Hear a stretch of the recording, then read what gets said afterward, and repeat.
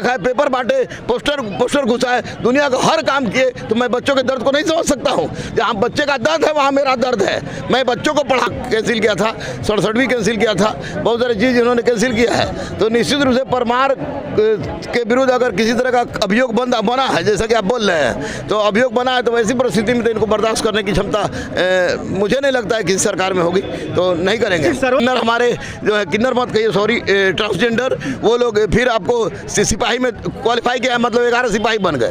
ये काम समाज साला सामंती मानसिकता से ग्रसित रहा है।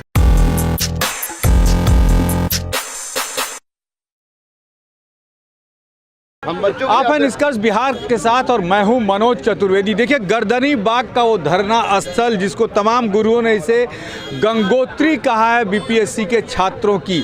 हमारे साथ अभी रहमान सर हैं, दरोगा गुरु हैं कहा जाता है पटना के, और आज बहुत दिनों बाद इस गंगोत्री का दर्शन करने आए हैं। बड़ा दबाव था शायद इनके ऊपर भी प्रशासनिक लोगों का, सारी बातें इन्हीं से जानेंगे।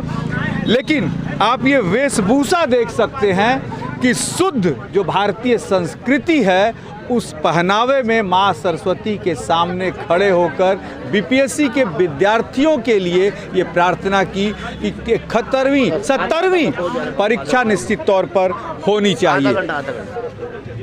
रहमान सर, बहुत दिन बाद दिखे यहाँ। बहुत दिन बाद मत गई, जैसे लग रहा है कि मुद्दत बाद में। हम तो हर पल यही रहते थे, क्योंकि 6 तारीख को ये लोग आंदोलन किया था।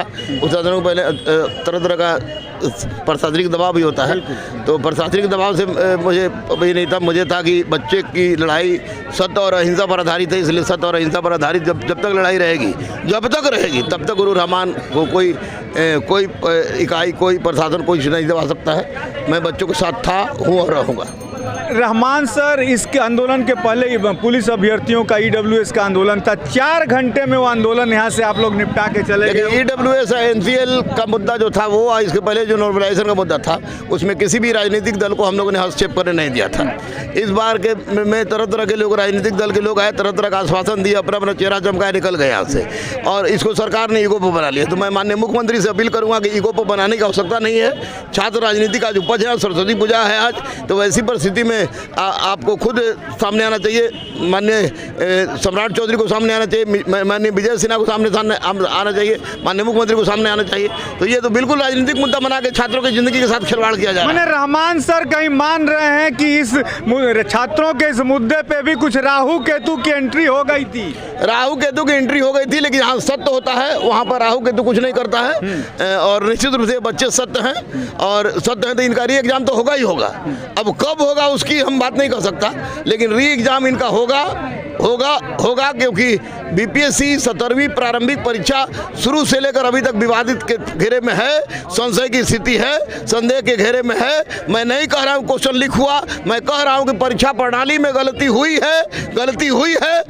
हुई है। परमार साहब, सतप्रकाश शर्मा, ये लोग कुंभ स्नान कर लें, कुछ भी कर लें, काशी डुबकी लगा लें, लेकिन जब तक प्रायश्चित नहीं करेंगे तब तक निश्चित रूप से बच्चों के साथ गलत हो रहा है। सर, एक मैं इंफॉर्मेशन अब आपको और दे दूं, ब्रिजेश सिंह वर्सेस स्टेट का मामला पीआईएल दाखिल था, 11 नंबर कोर्ट नंबर में चल रहा था, और मनोज मिश्रा और जस्टिस नरसिम्हन की पीठ ने बिहार सरकार को नोटिस जारी किया है कि आप जो हैं एक भ्रष्टाचारी ही नहीं, एक क्रिमिनल चरित्र वाले व्यक्ति को किस तरीके से एक बीपीएससी का चेयरमैन आपने बना दिया। और ये खबर भी पहुंच गई है। अब नीतीश कुमार ही नहीं, बिहार सरकार को अपनी नाक जो कट गई दिल्ली के सुप्रीम कोर्ट से, सर्वोच्च न्यायालय से, उसको बचाने के लिए क्या नीतीश कुमार कल की सुबह अपने उनके दफ्तर में परमार को पहुंचने देंगे या नहीं, या रात में ही कोई फैसला आता है कि परमार को हटा दिया गया, इस पर भी हम बात करेंगे। रहमान सर हमारे साथ। रहमान सर, फैसला आपने भी सुन लिया होगा, नोटिस जारी हो गई है, क्या सोच रहे हैं? ये 70वीं प्रारंभिक परीक्षा की बात नहीं नहीं है। नीतीश के बारे में मैं बता दूं कि नीतीश के बारे में मैंने हमेशा दिया है कि देखा कि इन्होंने फैसला थोड़ा देरी से लिया है, लेकिन फैसला सही लिया है। कहा कि आपको इंटर स्तरीय परीक्षा हो तो उसमें उन्होंने 7 कैंसिल किया था, 67वीं कैंसिल किया था, बहुत सारी चीज़ इन्होंने कैंसिल किया है। तो निश्चित रूप से परमार के विरुद्ध अगर किसी तरह का अभियोग बना है, जैसा कि आप बोल रहे हैं, तो अभियोग बना है, तो वैसी परिस्थिति में तो इनको बर्दाश्त करने की क्षमता मुझे नहीं लगता है किसी सरकार में होगी, तो नहीं करेंगे। सर्वोच्च न्यायालय में मनोज मिश्रा और जो मैं बता रहा हूं नरसिम्हन की पीठ ने पूछा है बिहार सरकार से कि कैसे आपने एक भ्रष्टाचारी और क्रिमिनल को बिहार बीपीएससी का चेयरमैन बना दिया। जवाब तो सरकार को देना ही होगा। सरकार का जवाब तय है कि भ्रष्टाचारी बना था उसको बाहर करेंगे और उसको सजा दे। माननीय मुख्यमंत्री जी, मैं बार बार कह रहा हूं कि छात्र राज उल्टे विपक्ष दलों के आने से आपने ईगो पर बनाया है, जबकि वास्तविकता ये है कि आपने छात्रों के दर्द को नहीं समझा है। आप अगर दर्द समझते तो निश्चित रूप से आप री एग्जाम ले लिए होते। रही बात परमार की या उनके विरुद्ध क्या क्या भ्रष्टाचार का केस है, तो यहाँ कोई दूध का जो कोई भी ऐसा है, यहाँ पर निश्चित रूप से जो गलत है वो जेल जाएगा।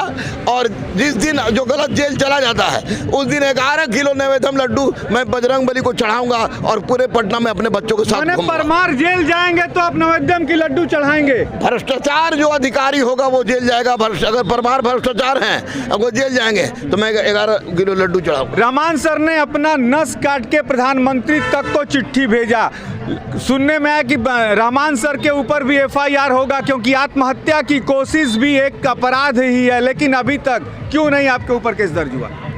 कैसे आप जानने की केस दर्ज नहीं हुआ? हाँ, इस मामले का ये आप कैसे जाने कौन कौन मामला केस दर्ज नहीं है? देखिए, हम बहुत शरीफ विश्वविद्यालय के प्रोडक्ट है। हाँ। महामना पंडित मदन मोहन मालवीय का आशीर्वाद है। बहुत शरीफ हॉस्टल बिरला हॉस्टल से मेरा संबंध रहा है। और वैसी परिस्थिति में साला हम तो जब हम पूरा मोच नहीं आया था तब 4-5 को एफआईआर था, अब वो छात्रों के लिए। तो एफआईआर से अगर गुरु डर जाए तो उसके बच्चे क्या एसडीएम और डीएसपी का खाक रहेंगे। सच के लिए लड़ने पर फांसी चढ़ जाएंगे, वो करेंगे नहीं। तो इस साला एफआईआर क्या करेगा? जहाँ सत्य है वहाँ ईश्वर है। इसलिए मुझे कोई बजरंगबली को छोड़ के किसी की औकात नहीं कि किसी से मैं डरता हूँ, ये तय है। और एफआईआर से हमको कोई मतलब नहीं है। बच्चे बोलेंगे गुरुजी नस काट लिए, गुरुजी अब अपना खून का तिलक लगाइए, मस्तक पर हम विजयी होंगे। तो उस दिन माँ की कसम, उस दिन मैया कसम, उस दिन तिलक लगाएंगे रक्त का। लेकिन परीक्षा री एग्जाम री एग्जाम री एग्जाम, मरते वक्त भी एक ही बात निकलेगी, री एग्जाम री एग्जाम री एग्जाम। बीएचयू वाला जो जज्बा है आज भी आप में बरकरार, भारत वाला जज्बा जो था वो है। बीएचयू वाला ज्यादा। अरे भैया, हम लफुआ आदमी है भैया, हम कैसे टीचर बन गए हमको कुछ नहीं पता है, लेकिन मजबूरी है कि मैं शिक्षक हूँ और इतिहास का ज्ञाता हूँ। मैंने 1900 किताब पढ़ा है।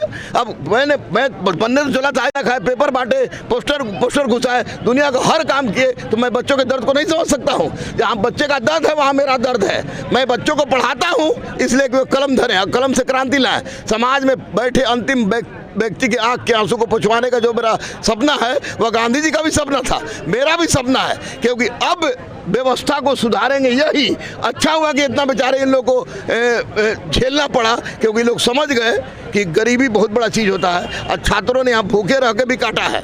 तो ऐसी परिस्थिति में कोई लक्षण नहीं, मैं भारतीय का लक्षण हूँ भैया, और हमेशा बच्चों के साथ था, हूँ, रहूँगा। अब कहेगा तो बुढ़ापा में लाठी खा लीजिए, तो छोटा छोटा बच्चा है, हमारे को बच्चा सेट हो जाएगा तो हम लाठी का बम खाने के लिए तैयार हैं। रहमान सर, एक सवाल और ले लेते हैं। आपके पढ़ाई हुई एक किन्नर कैंडिडेट जो है वो दरोगा बनी, लेकिन उसके गांव में उसके लोगों ने उसके साथ कि गांव में नहीं ढुकने देंगे, कैसे? इस पर कभी आपकी आवाज़ कोई नहीं? आवाज़ आई थी मेरी। मैंने वहाँ के डीआईजी से बात किया था, मैंने आईजी से बात किया था, मैंने सीनियर एसपी से बात किया था, मैंने डीएसपी से बात किया था, मैंने वहाँ का थाना प्रभारी था उससे बात किया था। सुन लीजिए, एक नहीं 3 किन्नर बने हैं, 3 किन्नर सब इंस्पेक्टर बने और 11 किन्नर हमारे जो है, किन्नर मत कहिए सॉरी, ट्रांसजेंडर, वो लोग फिर आपको सिपाही में क्वालिफाई किया, मतलब 11 सिपाही बन गए। ये काम समाज साला सामंती मानसिकता से ग्रसित रहा है। जिसको दबा के नाचते हुए देखा है, ताली बजाते हुए देखा है, उसे ताली बजवाना ही चाहता है। और मेरा उद्देश्य कलम, ना बम पिस्तौल बारूद नहीं, कलम कलम कलम। गांधी जिंदाबाद, कलम जिंदाबाद, बाबा साहब जिंदाबाद, संविधान जिंदाबाद, भारत माता जिंदाबाद, बजरंगबली जिंदाबाद। माँ शारदे जिंदाबाद। और री एग्जाम हो, री एग्जाम हो, री एग्जाम हो, री एग्जाम होगा, री एग्जाम होगा, री एग्जाम होगा। चलिए, तो ये थे रहमान सर। कहा कि बारूद और तोप से किसी समस्या का समाधान नहीं होगा, कलम के साथ ही समाधान निकलेगा। और कह दिया उन्होंने मां सरस्वती के सामने कि होगा होगा होगा री एग्जाम, निश्चित तौर पर होगा। बच्चों को भी थोड़ा इंतजार करना पड़ेगा। करीब करीब 16 घंटे बचे हैं। कल पटना उच्च न्यायालय में भी ये मामला है। अब देखना ये है कि मनु भाई परमार कल सुबह रिजाइन देते हैं या नीतीश कुमार उन्हें हटाते हैं, या आज पटना उच्च न्यायालय जो है वो री एग्जाम का आदेश देता है। कल की सुबह बड़ा एक नया सुबह, नया सवेरा लेके आ सकती है। मनोज चतुर्वेदी, पटना।